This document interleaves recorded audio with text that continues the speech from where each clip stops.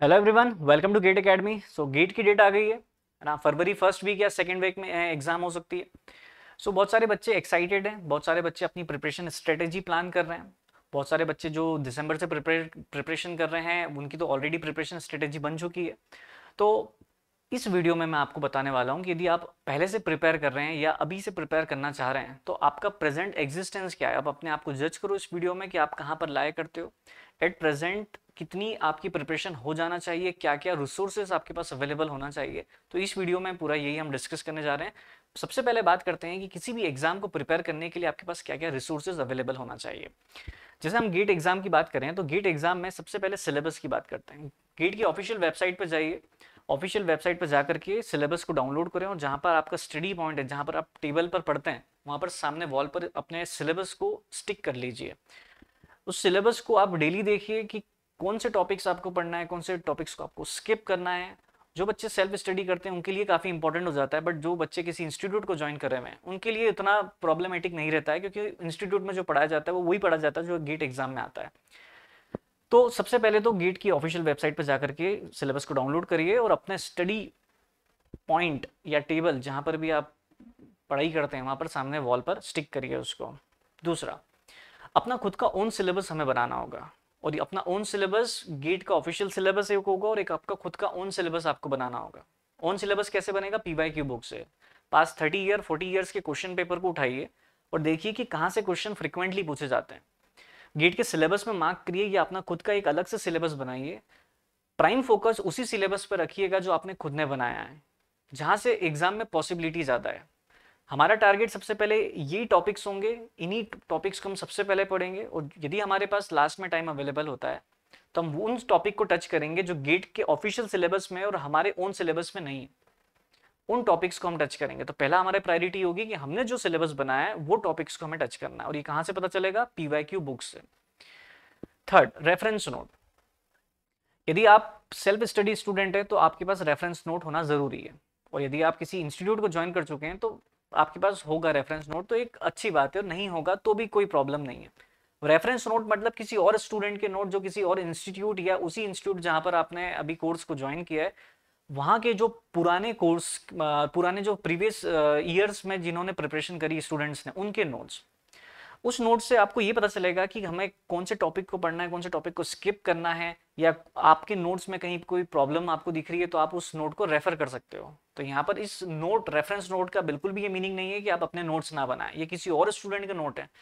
जब तक हम अपने खुद के ओन नोट्स नहीं बनाएंगे तब तक हमारे माइंड में वो टॉपिक फिक्स नहीं होगा, है ना। हम उस टॉपिक को इजीली समझ नहीं पाएंगे, क्योंकि अपने नोट्स बनाते हैं तो वो जो कॉन्सेप्ट है, वो जो टॉपिक है, वो जो समरी आप बनाते हैं वो अपने दिमाग में फिक्स हो जाती है।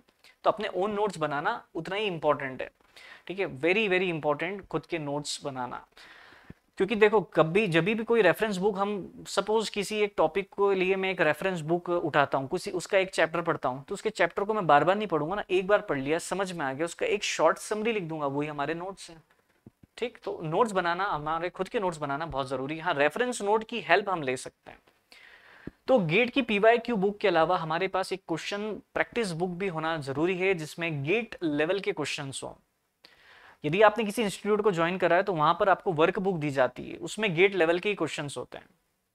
जितने भी और भी अदर एग्जाम्स के या फैकल्टी के खुद के द्वारा जो क्वेश्चंस बने होते हैं गेट लेवल के, है ना, वो वर्क बुक में पुट किए जाते हैं। इसके अलावा यदि आप किसी वर्कबुक के अलावा कोई रेफरेंस बुक को भी रेफर कर सकते हैं यदि आप सेल्फ स्टडी स्टूडेंट हैं। बट आपको एक बात ध्यान रखना होगा कि यदि आप रेफरेंस बुक को रेफर कर रहे हैं तो रेफरेंस बुक में तो बहुत सारी चीज़ें मिलेगी, है ना। आपको उतना ही अपने स्टडी को रेस्ट्रिक्ट करना जितना गेट एग्जाम के लिए इंपॉर्टेंट है। और ये सब चीज़ें कहाँ से पता चलेगी आपको? पीवाईक्यू बुक से, अपने ओन सिलेबस से। एनी इंस्टीट्यूट कोर्स, यदि आपने किसी इंस्टीट्यूट का कोर्स ज्वाइन करा है तब तो कोई प्रॉब्लम नहीं है, क्योंकि सारे रिसोर्सेज आपको अवेलेबल कराए जाते हैं। बट यदि आप सेल्फ स्टडी स्टूडेंट हैं तो चेक लिस्ट, अभी आप एट प्रेजेंट अपना एग्जिस्टेंस कहाँ पर, आप कहाँ लाए कर रहे हो, कौन सा पॉइंट आपके पास अवेलेबल नहीं है, कौन सा रिसोर्स आपके पास अवेलेबल नहीं है, ये आप लिखिए आज इस वीडियो को देख करके, तभी हेल्पफुल रहने वाला ये वीडियो। सो किसी भी इंस्टीट्यूट को आपने ज्वाइन कर लिया है तब तो कोई प्रॉब्लम आपको नहीं देखने को मिलती है। नाउ टेस्ट सीरीज की बात करते हैं। टेस्ट सीरीज का एक इंपॉर्टेंट रोल है। टेस्ट सीरीज का इनिशियली जो रोल है वो ये है कि किसी भी सब्जेक्ट को हम कंप्लीट कर चुके हैं, सपोज कोई एक ट्रांसपोर्टेशन सब्जेक्ट हुआ, वो आपने कंप्लीट कर लिया है, अब दूसरे सब्जेक्ट आप प्रिपरेशन स्टार्ट कर चुके हैं, तो अब जब दूसरे सब्जेक्ट पढ़ेंगे, वो दूसरे सब्जेक्ट पढ़ने के 15-20 दिन बाद आप ट्रांसपोर्टेशन को उठाएंगे तो बहुत सारे कॉन्सेप्ट को भूल चुके होंगे। तो किसी भी एक सब्जेक्ट को कंप्लीट करने के बाद उसके रेगुलर टच में रहना इंपॉर्टेंट है, और इसी को टच में रहने के लिए हमको टेस्ट सीरीज देना होगा, टॉपिक वाइज टेस्ट देना होगा इनिशियली।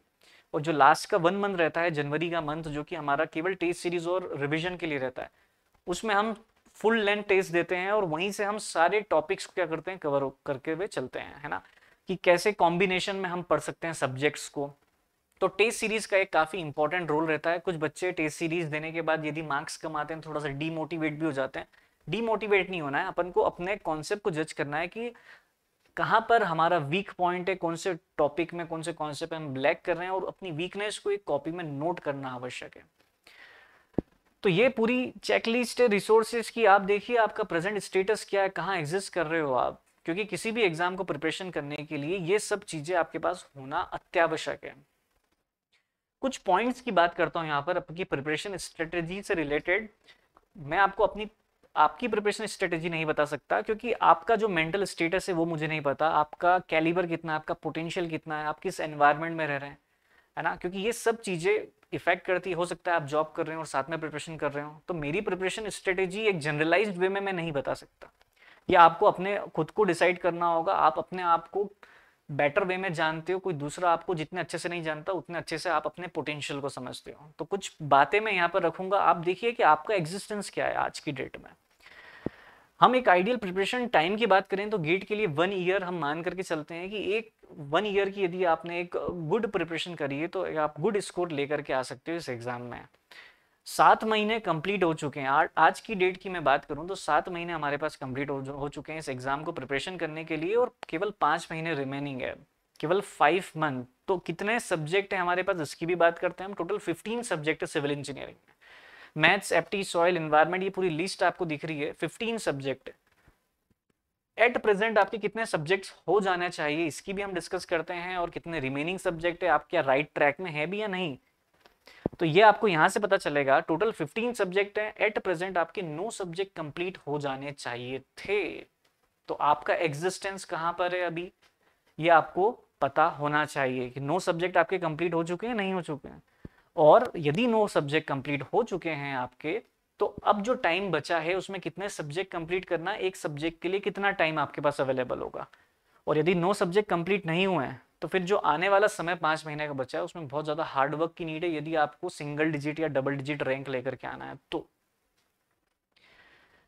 5 महीने रिमेनिंग है हमारे पास, 150 डेज। सो मैं बात करूं यदि कि एक सब्जेक्ट के लिए कितने दिन हमारे पास रिमेनिंग है सर, तो 25 डेज हमारे पास रिमेनिंग है एक सब्जेक्ट। इस 25 डेज में हमें उस सब्जेक्ट का पूरा सिलेबस कंप्लीट करना है, उस सब्जेक्ट का रिविजन करना है, प्रैक्टिस क्वेश्चंस लगाने हैं, PYQs लगा रहे हैं।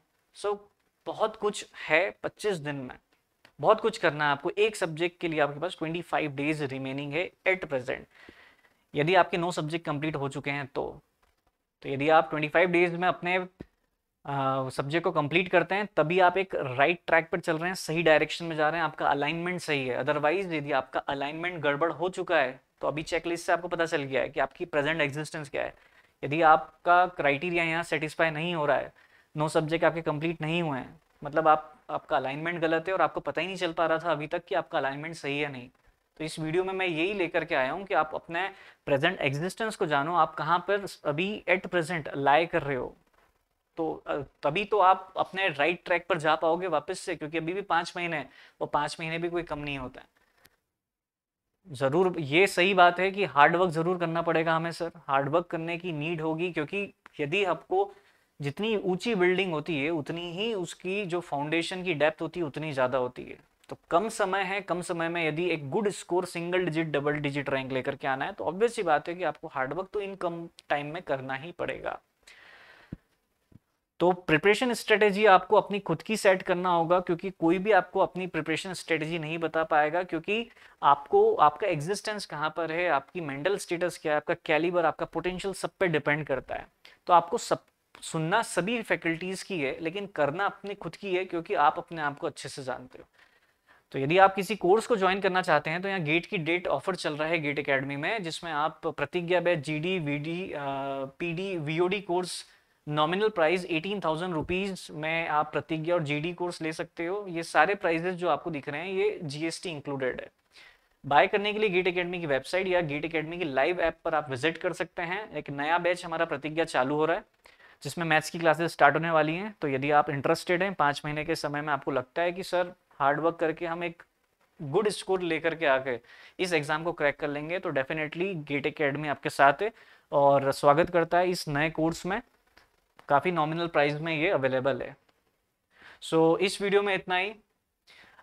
आपका एग्जिस्टेंस चेक करिए, इस वीडियो के माध्यम से तभी हेल्पफुल रहेगा कि 5, 7, 10 मिनट का जितने का मिनट का भी वीडियो बनाए, ये टाइम आपको ये 5-8 मिनट ये बता रहे हैं कि अभी एट प्रेजेंट आपका स्टेटस क्या है। क्योंकि आपने यदि आपकी डायरेक्शन को चेंज नहीं करा, यदि आप सही ट्रैक पे नहीं है, तो फिर एक गुड स्कोर से आप क्रैक नहीं कर पाएंगे एग्जाम। ठीक है, सो अपनी प्रिपरेशन स्ट्रेटेजी बनाइए, सुनो सबकी, करो मन की। All the very best from my side. Thank you.